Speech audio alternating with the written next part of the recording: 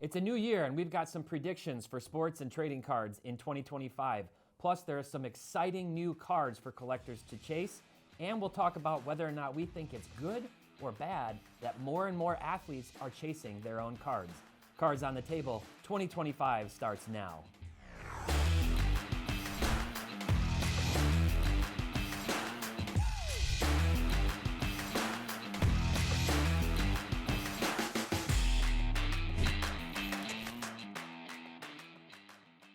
Hey everyone, welcome back to another episode of Cards on the Table. My name is Tyler Nethercott, better known as Teapot, and there are no two guys I'd rather be here with in 2025 than Carter and Doug.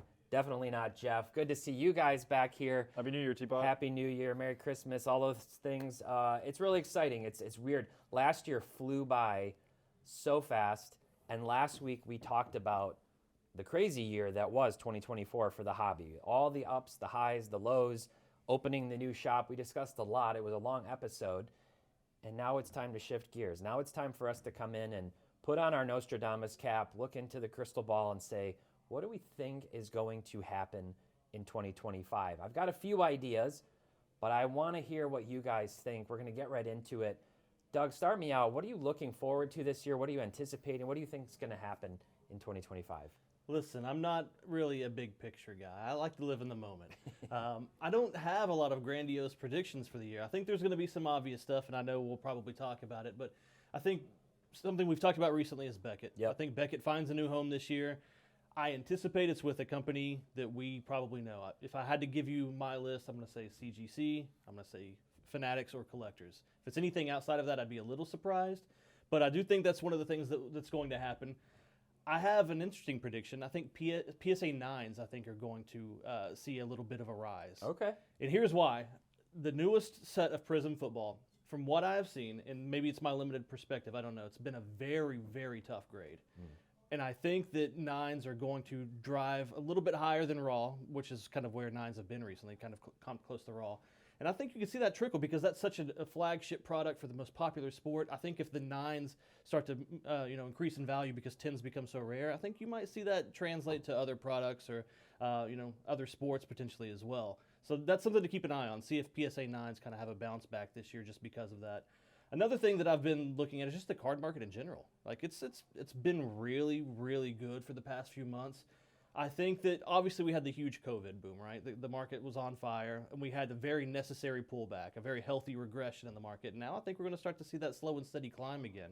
I have a feeling this is going to be one of the better years we've had in the card market in some time. And I think it's just going to be steady, incremental growth without any of these huge ups and downs that maybe we've suffered in some of the past years. A lot of that has to do with rookie classes, obviously.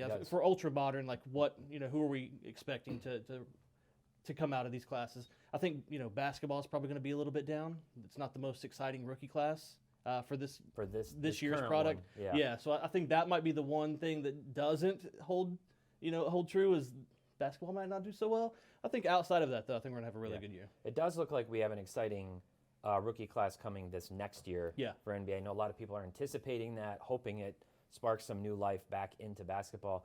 It does, we see cards go up and down, but overall sales volume, the total dollars flowing in the hobby is as strong as it's ever been, and I do think that bodes well. What about you, Carter? Well, if I think outside of the market, I think this is going to be the year of surprises and innovation. I think companies like Topps, I think companies maybe in the AI aspects, I think there's a lot of advances that I think we're going to see in the industry this year that is going to actually help the market and help us become even more healthier than what we've become recently.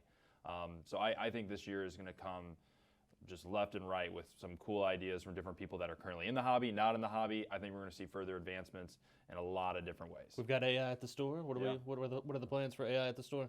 Man, AI breakers. Man, who knows? AI Carters. Yeah, I think there's a lot. I think there's a lot of surprises for it's definitely this year, but for years to come in that aspect. AI managers might not be the worst thing on your list considering the hours you guys have been putting in. So.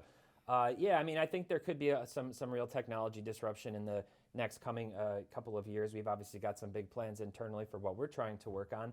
I do think that Beckett, something happens with them. This is not the last we'll hear of Beckett. It's not the last time we'll wind up talking about Beckett on this show. One thing that I'm excited about, I think Topps is going to put a little bit of new life into Marvel cards. That's kind of a prediction.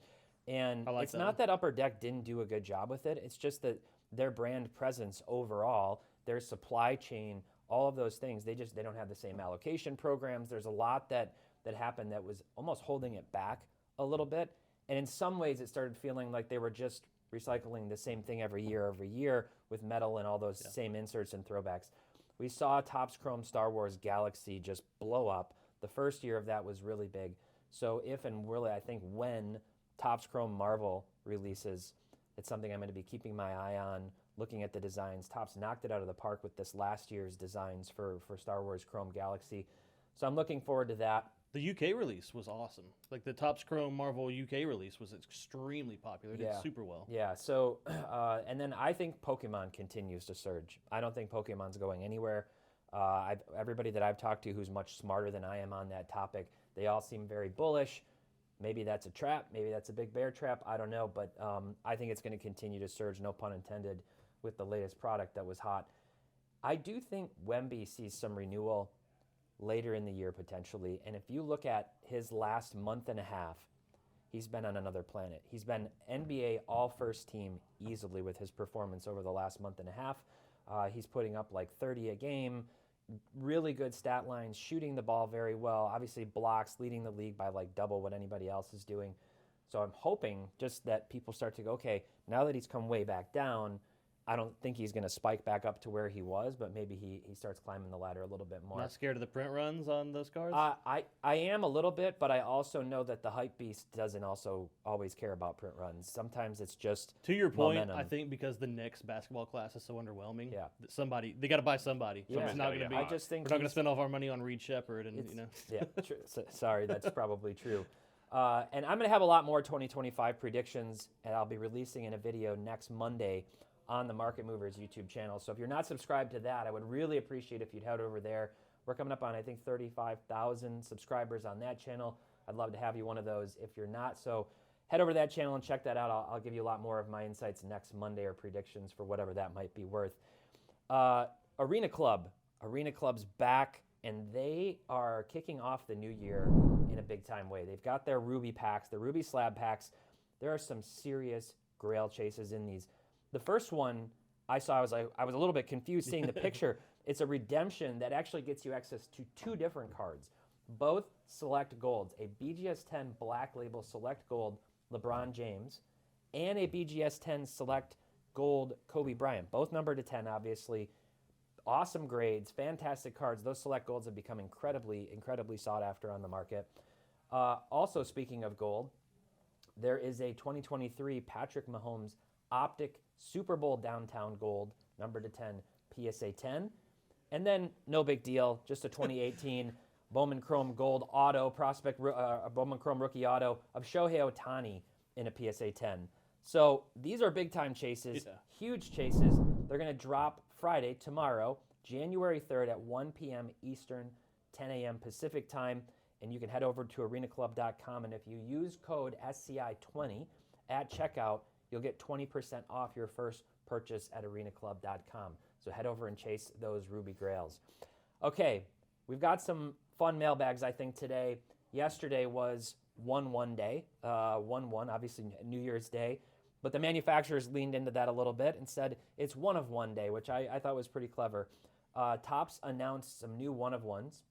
They're going to be taking the bat knob from the photo that they used for the short printed Jackson Holiday fun face image, and they're putting that bat knob into an auto card, a 1-of-1 auto relic card, which is apparently a game-used bat knob as well. I missed that on the original. I didn't realize he actually used that in the game, but they say it's game-used, so that's going to be a fun chase for fans. There's also a triple auto of Dana White, Bruce Buffer, and Daniel Cormier, a UFC triple auto, which I think will be a big chase for UFC fans, three kind of icons in the sport.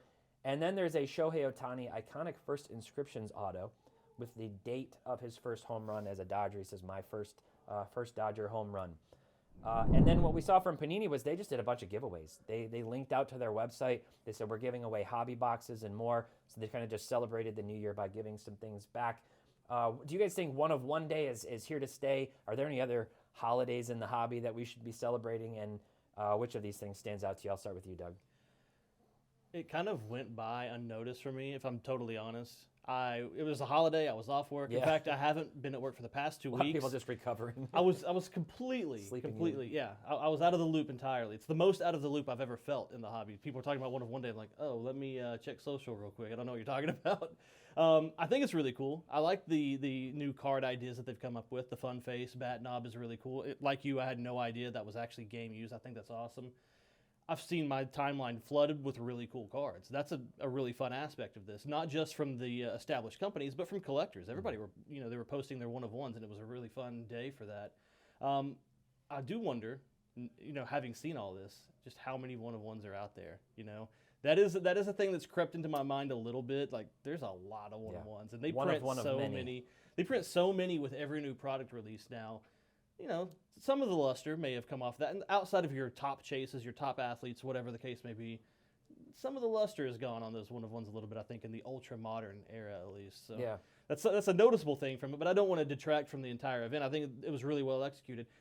One other thing, I had no idea that Panini had a VIP Instagram channel. That's where all these giveaways were done. This is brand new to me. I've just joined it, so if you want to give me something.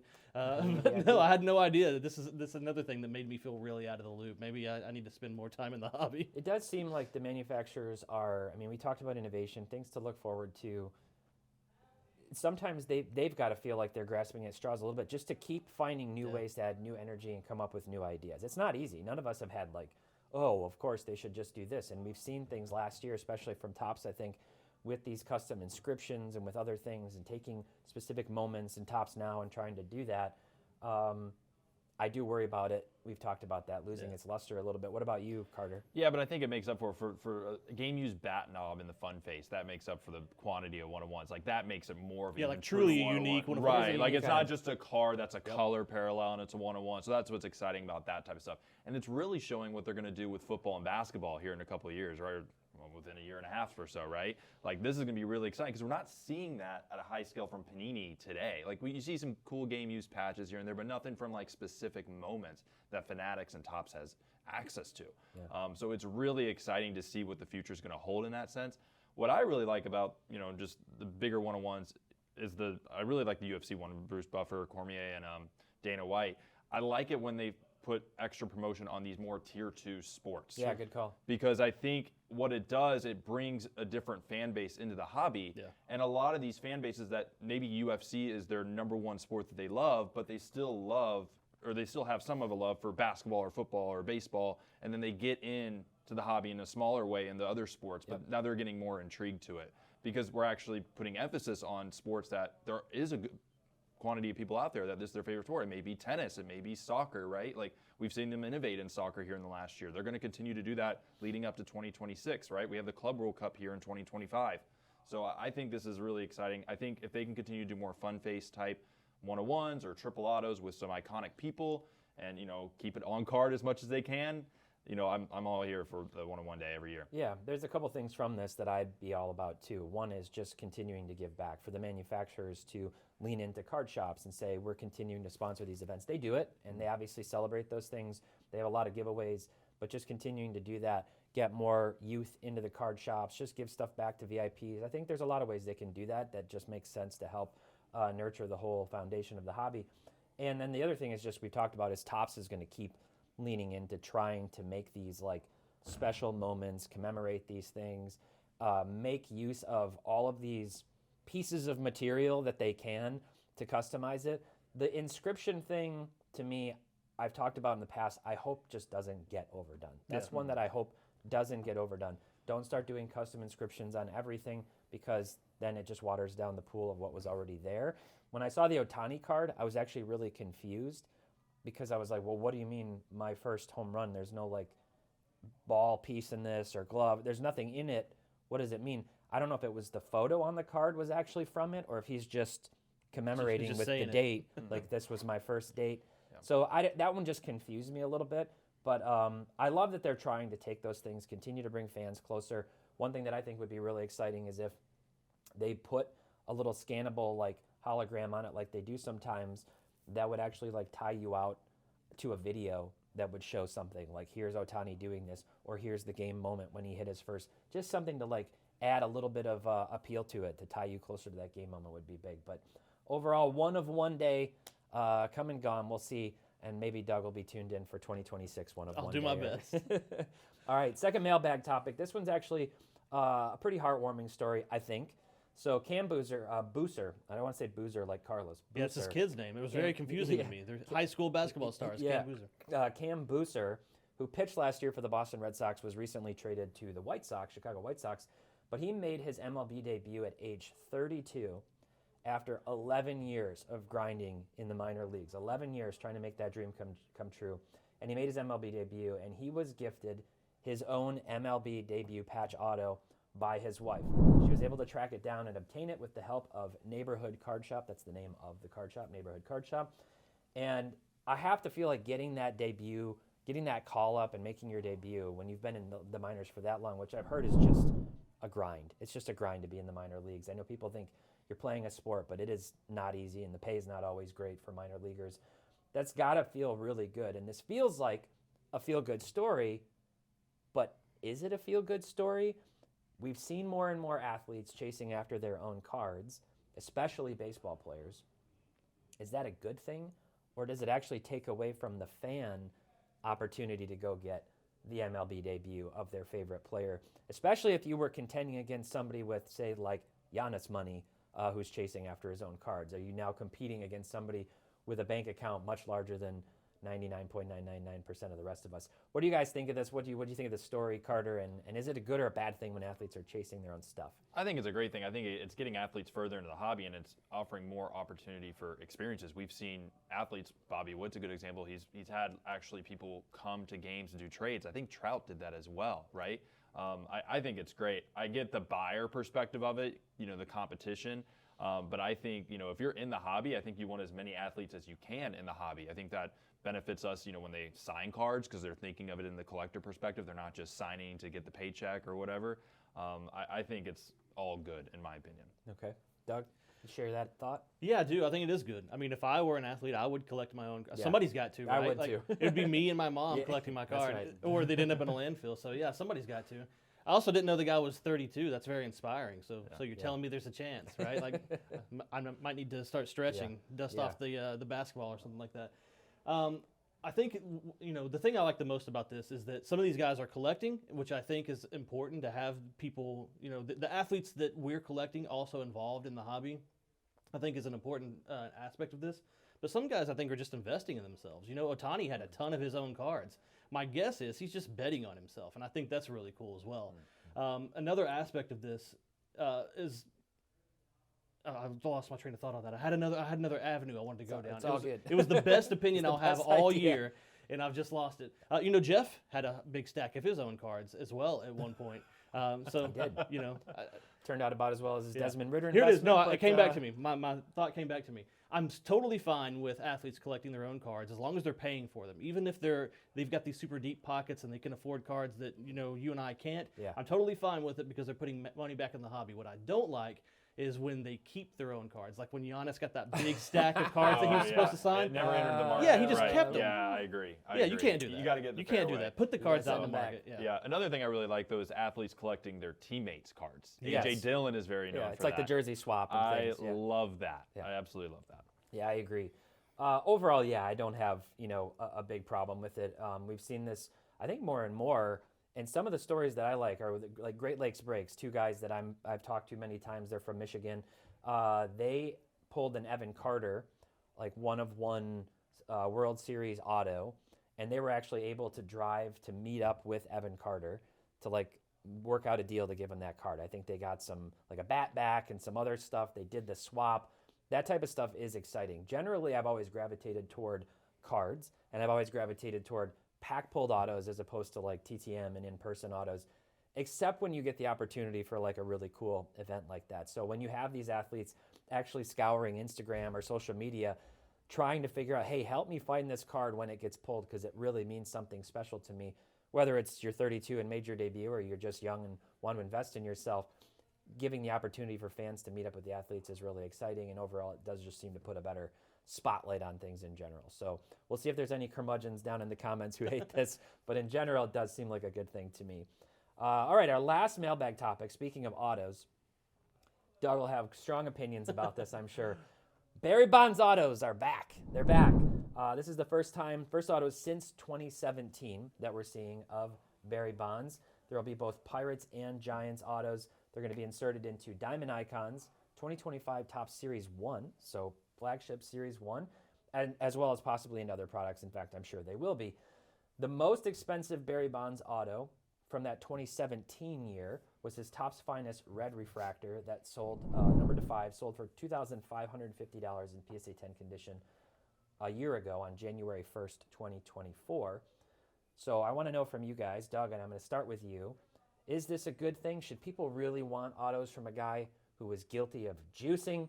Do you like that it's mixed into high and low end sets? What do you think about this overall?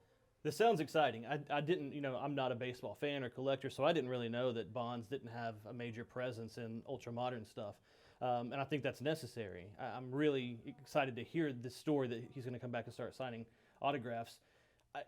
There's no controversy, in my opinion. We could make a whole compilation of my takes on steroids, and maybe we'll put that together one day, just splice all my opinions on steroids. I'll go into that a little bit more, but he's regarded as one of the best baseball players of all time. Yeah. Just a couple of weeks ago, I saw this interview with Chipper Jones where Chipper Jones said definitively he's the best baseball player I've ever seen. He was a cheat code. Yeah, I mean, Prime Bonds, he brought people in that wouldn't normally care about the sport. Like, I was fully invested in the Bonds era, the McGwire era, the Sosa era. It was just so exciting. What do they all have in common? Yeah. The juice. Yeah. Steroids shouldn't be mandatory, but they should be optional. If you want to be on steroids, the league should provide them for you in a safe manner. And bring back the most exciting period of baseball. Bring back steroids if you want them. You don't have to take them, but you should. Let's make the ballparks 500 feet at that point. That's fine. Whatever. That would have to happen probably. What do you think, Carter? What do you think about Bonds autos? I think I got to see the reaction of the market. We'll see. I'm not. I'll collect them. convinced. If nobody else wants them, I'll get them. I think it's cool. I think there's going to be a good amount of collectors that are excited for this. I think there's some collectors that aren't. Or maybe they're it's not that they're not excited, they just don't care for it. And if they pull his card, they're going to be like, oh, big whoop, I'll sell it, So I'm not really sure for a lot of the people that are ripping the products that they're actually going to collect them. I think you're going to see a lot of these cards hit the market. What about a custom inscription?